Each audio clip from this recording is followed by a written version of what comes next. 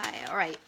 So today I want to talk about vertigo, and I want to talk about ways that you can help overcome vertigo. And these aren't instantaneous, but done repeatedly, for a couple of weeks and a month, and you should start to notice great improvements. Okay, so let me just talk about some of them. Okay, so I've written my notes down so I don't forget anything because there's actually quite a lot. Okay, so the first one is the top of the head. Okay, so you want to do acupressure on the top of your head. So it's just holding there. That's a point for vertigo. This is a point here, third eye. So right between the eyebrows on your head, you'd be pressing it, not so that it hurts, just like pressure. Okay, you can do it with your thumb or with your finger. And you want to hold that there. And then there's another spot that's called P6. It's on your wrist. So if you go down just about two and a half fingers from the crease here. So there's a crease, so 2, and then imagine a half. So it would kind of be there. And then in between the two tendons coming down, that's right where you want to push, right there. And this is one that people use for seasickness and dizziness and things like that. So both wrists, and you can hold this. You don't want to hurt yourself or leave a mark or leave a bruise or anything, but you can hold them each for about 2 minutes. And you can do that several times a day. Not the whole time because it'll throw off your system, but you can see if that helps. Okay, so those are pressure points. So the next one is steam.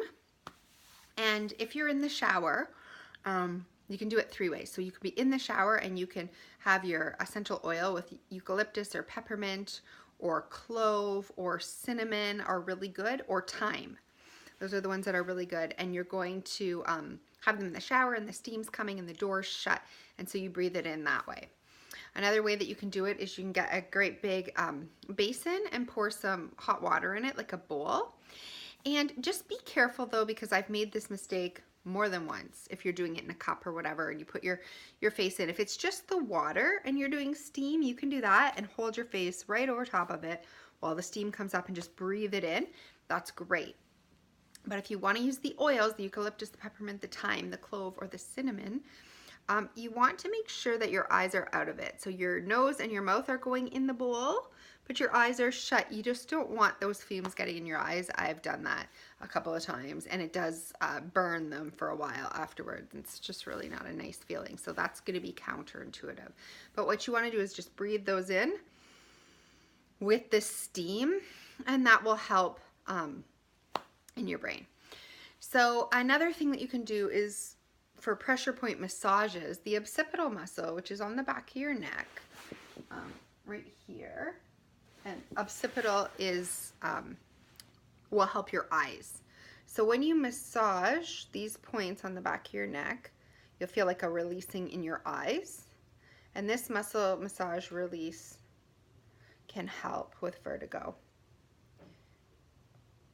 Because when it gets really tight there, we can sometimes get the tightening in the eustachian tube, between our ears. Everything's tightened, so when it's loose, the sensation will come down.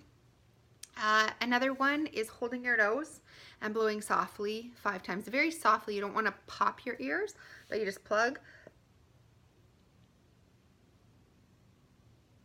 So you breathe in, hold your nose, and then breathe out.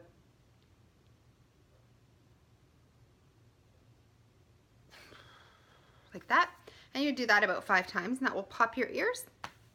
And if it's anything to do with your tubes, it could help you over time. The other thing that you can do is hold your nose and swallow. That also helps the sensation in your ears. Some people find that hard, so you can hold your nose and swallow and drink.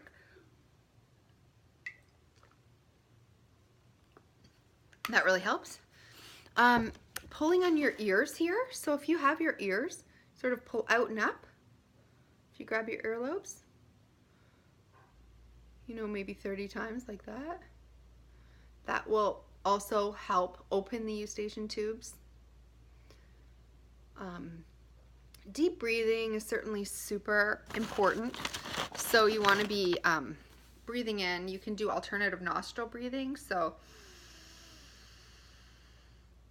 in through this side, out through this side,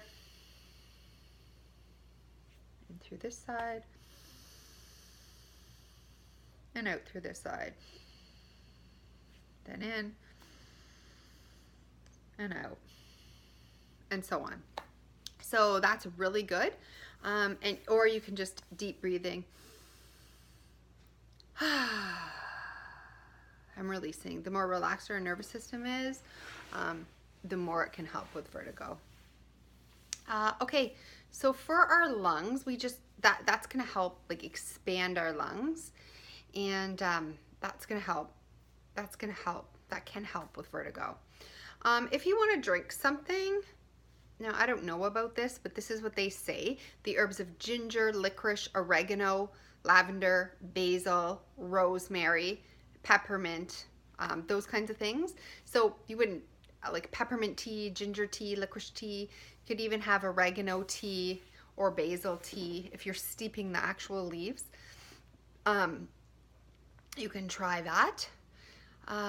Okay, I already said the steam in the shower. Rubbing ears. So we already did the pulling of the ears like this, but rubbing your ears all up here.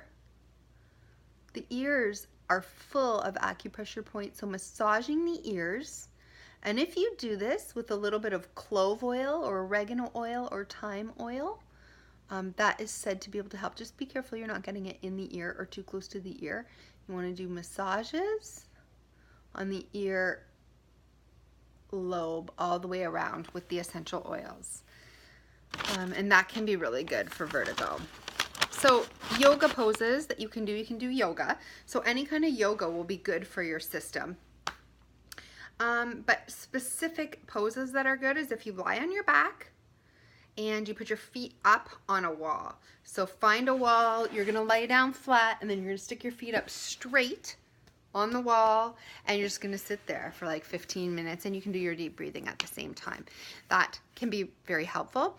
As well as if you're on your back, you can do a wheelbarrow, like over the head one, where basically you come down and your feet go over above your head. You probably can't see that, but they're going. So if this is your body, then your feet are going over and just hanging over top of your head. Okay, so you can do the Epley maneuver. I'm not going to describe it here because you can search on the internet and find the Epley maneuver.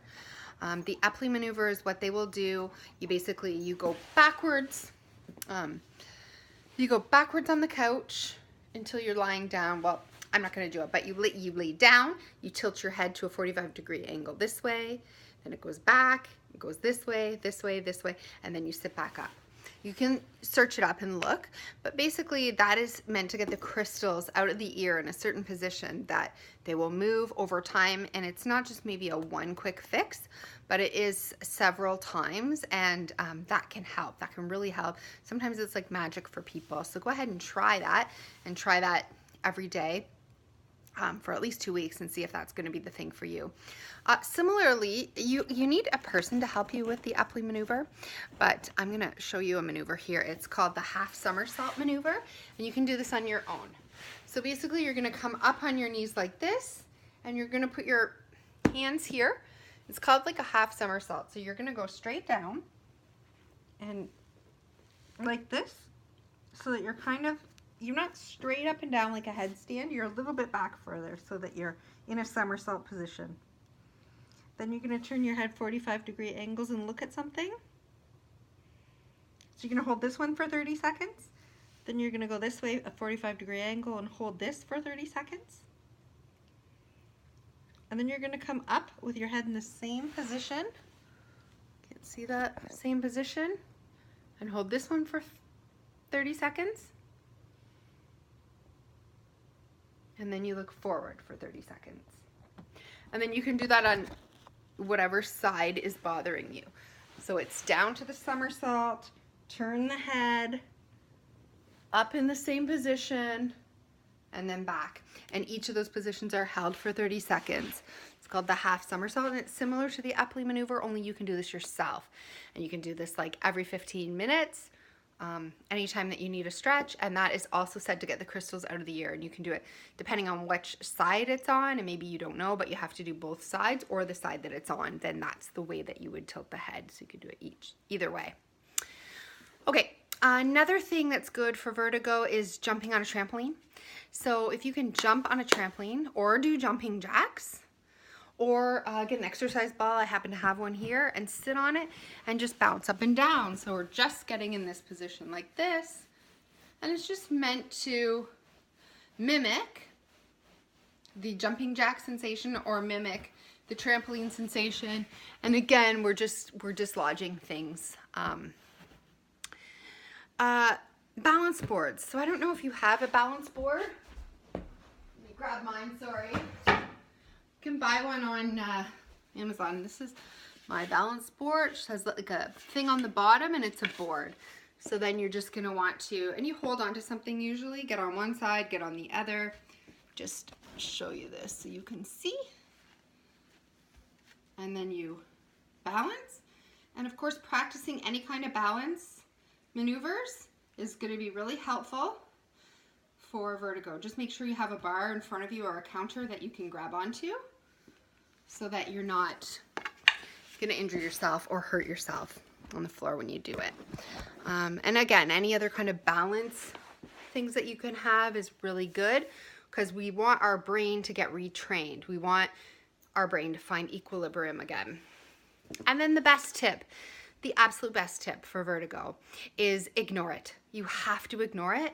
You can't let it limit you, and you have to live your life anyway. If you are focused on the vertigo, as with any other symptom, it will increase, it will grow, because it's such a debilitating feeling, being sort of lost in time and space, where you can't sense your surroundings when you're thrown off by vertigo. It can be very disconcerting. So people tend to worry on that, get fixated on it. Their anxiety rises, and all those things, when your fight or flight system gets activated and your anxiety gets activated, it will intensify and get worse. And so we have to do everything to lower our sympathetic nervous system. We have to lower it. We have to breathe deep. We have to redirect our focus and say, like, it's okay. I'm just dizzy. It'll be fine. It's nothing to panic about, because your biological body wants you to panic, because this is a panic situation for it, because when you're not balanced on the earth, your body gets in a panic situation to try to recalibrate it. But we don't want to activate that long sort of anxiety situation fueled by vertigo, as well as brain fog can be fueled by vertigo as well. And they go hand in hand, and it's sometimes you'll get the really debilitating anxiety that will come, and sometimes you'll get a really terrible brain fog, and it's just your body's, if it's the brain fog, it's usually your body's way of protecting you against the anxiety. So it's usually one or the other. But we do need to settle that response, live our life anyway, tell our brain we're okay, we can find balance, we're gonna find balance, this isn't gonna last forever. Tell your brain it's not an emergency, and try to refocus on something else and not get fixated on trying to solve it, because it could be a while, it could be weeks to months at the outset, and you don't want to be driving up anxiety and brain fog by being so scared of it. And so that is my best tip, because it can snowball quickly with vertigo especially. So live your life anyway. Remember to breathe and stay calm, and this too shall pass, this too shall pass. So take a deep breath and activate the parasympathetic nervous system. Do all the other things to help in case it's crystals in your ear that you need to get out, but mostly we need to settle the nervous system. That will also help to settle the vertigo. So I hope this has been helpful and you try some of those tips.